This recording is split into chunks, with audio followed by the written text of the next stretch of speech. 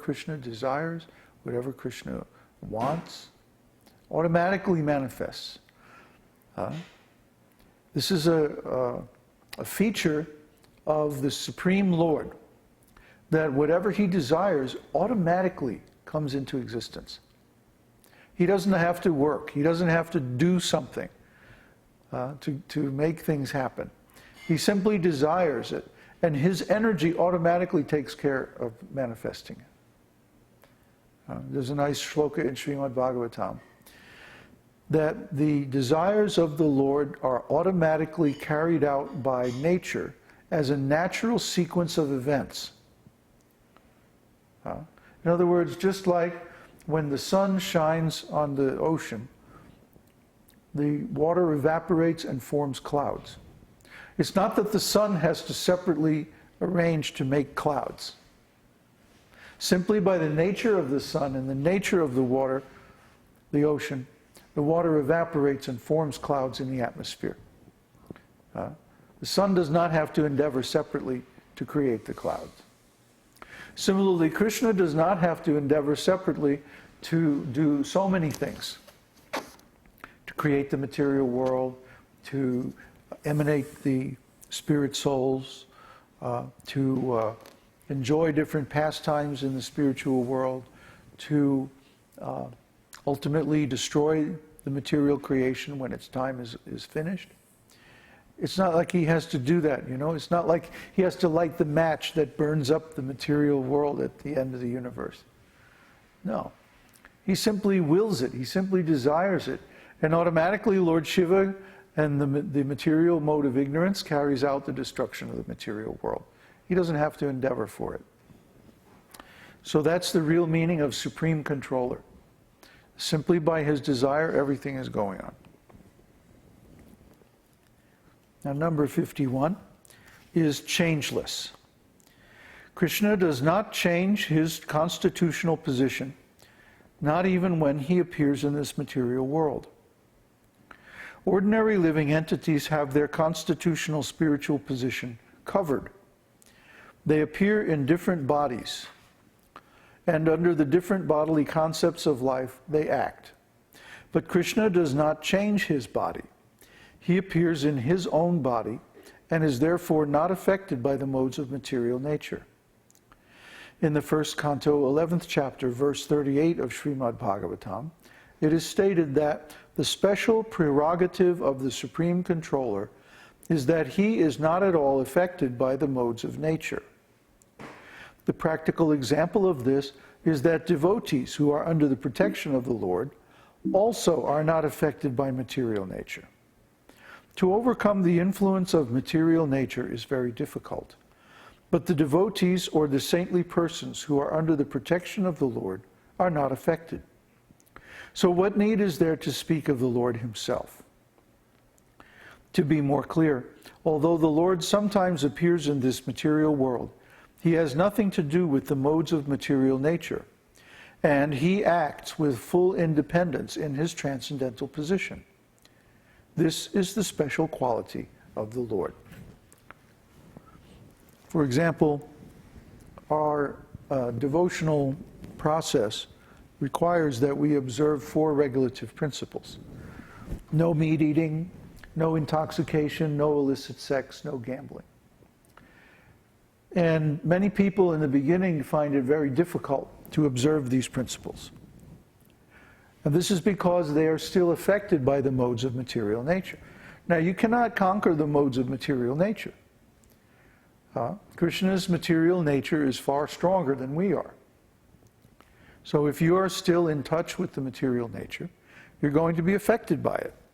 If you're still in material consciousness, if you're still identified with this body, if you're still projecting your identity on false ego of I am Mr. So-and-so, I am the, director of such and such of this corporation or that business. If you're still thinking like that, then you are going to be affected by the modes of material nature.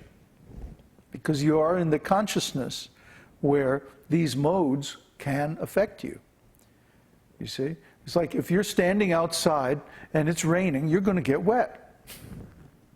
That's all there is to it. But if you come inside and get out of the rain, then you can stay dry even if it's raining very hard. Similarly, the devotees take shelter of the devotional service of Krishna, and because of this, they are in touch with the spiritual energy. They're no longer in touch with the material energy. Therefore, the material modes of nature don't affect them. This is very clear cut. Just like if you're swimming in the water, you're going to get wet. But if you come out and you sit in the sun, then you're going to dry off. So if you're in the material consciousness and you're identified with the material body, you're going to be affected by the material modes, and you will not be able to follow the principles of devotional service. But if you get out of the material consciousness and you go into the spiritual consciousness, where everything you do, everything you eat, everything you say, everything you think is connected with Krishna, then where are the material modes? Material modes cannot approach Krishna. They can't approach the Supreme Lord because he is situated in a transcendental position. You see? So if the devotee can attain the transcendental position simply by taking shelter of Krishna's name, well, what to speak of Krishna himself? Krishna himself is never affected by material modes of nature. He's always above them. He's always beyond any kind of material or temporal influences. This is the nature of the Supreme Lord. That's why he's supreme. You won't find this knowledge in any other spiritual path or religious process. Because only we are hearing from Krishna. Even some people, they claim to believe in Bhagavad-gītā, but if you question them about this philosophy, they can't explain it. Yet everything I'm talking about tonight is there in Bhagavad-gītā. Like you were saying today, you were reading Bhagavad-gītā, and you were discovering that within these apparently simple statements, there is incredible, profound knowledge there. You can take 2 or 3 words and study deeper and deeper and deeper and deeper. The meaning simply expands more and more. So this is Krishna. Krishna's words are apparently very simple. And some people try to read Bhagavad-gītā like a novel or something like that. Or actually more like a short story, because it's not very long. But within each and every word are volumes of meaning. And that's the specific qualification of Krishna's words. When Krishna speaks, everything he says is extremely profound, although it may seem very simple. So Krishna is supreme also in knowledge. And when he speaks, his words have the deepest knowledge, the deepest meaning. Because, number 52, Krishna is all-cognizant. Any person who can understand the feelings of all persons and incidents in all places at all times is called all-cognizant.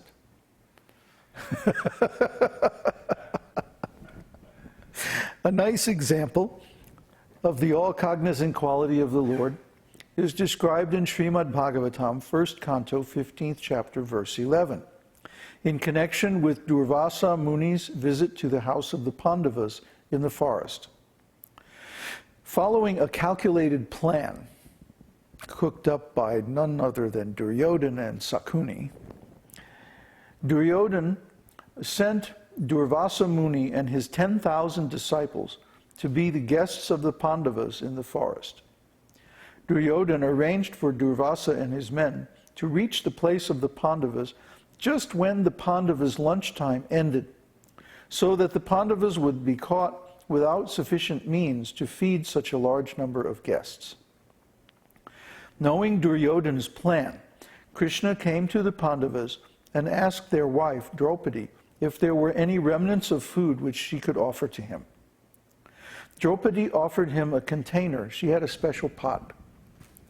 Draupadi had a special pot, which had I think she was given by Gauri, Lord Shiva's wife, this pot, that as long as she did not eat, that she could take an unlimited amount of prasad from this pot.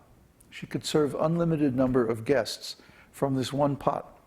Whatever she cooked would be inexhaustible until she herself ate. Then it would be finished. And she would have to cook again. So in this pot, they had served everyone. And after everyone was served, then Draupadi herself ate.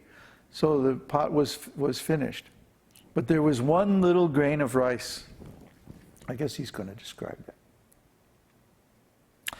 Draupadi offered him a container in which there was only a little fragment of some vegetable preparation, and Krishna at once ate it.